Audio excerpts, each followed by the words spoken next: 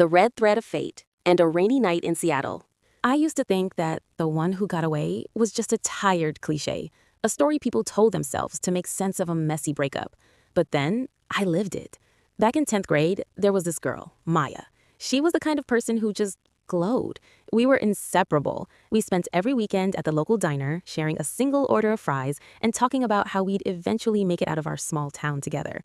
But life had other plans. Her dad got a job offer in London, and just like that, she was across the Atlantic. We tried the long-distance thing for a while, but let's be real, 18-year-olds are terrible at keeping promises through a computer screen. Eventually, the calls got shorter, the texts stopped coming, and we just drifted. Fast forward 10 years. I'm 28, living in Seattle, and working a job that keeps me glued to a desk. It's a typical Tuesday. Pouring rain, gray skies, and I'm ducking into a tiny hole-in-the-wall bookstore to escape the downpour. I was browsing the travel section, thinking about taking a trip anywhere that wasn't here, when I saw her. She was standing by the window, holding an old, battered copy of The Great Gatsby, the same book she used to read to me in the park. My heart didn't just skip a beat, it stopped.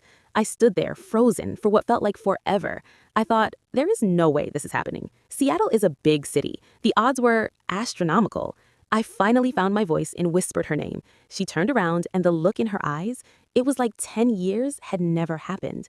It turns out she had moved back to the States just 3 days prior. She didn't know I was here. I didn't know she was back. But there we were, standing in the middle of a rainstorm, realized that some people, they just belong in your story. We're getting married in June. Sometimes the universe doesn't just give you a sign, it gives you a second chance.